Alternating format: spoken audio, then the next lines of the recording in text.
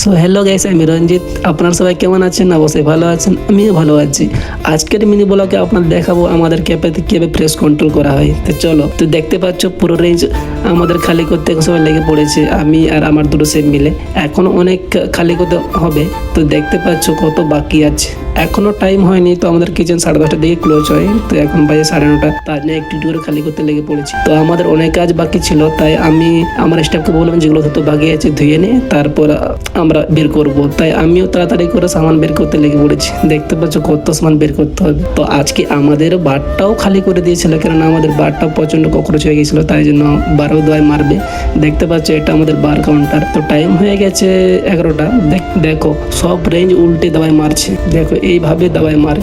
দেখতে পাচ্ছ আমারও খুব ঘুম ঘুম লাগছিল দাবাই মারতে দেখতে দেখতে, তাই আমিও ভাবছিলাম ঘুমিয়ে যাবো, কিন্তু না, আমাকে তো থাকতে হবে একটা অবধি। তাই একটা অবধি থেকে আমার দিনটা এখানেই শেষ।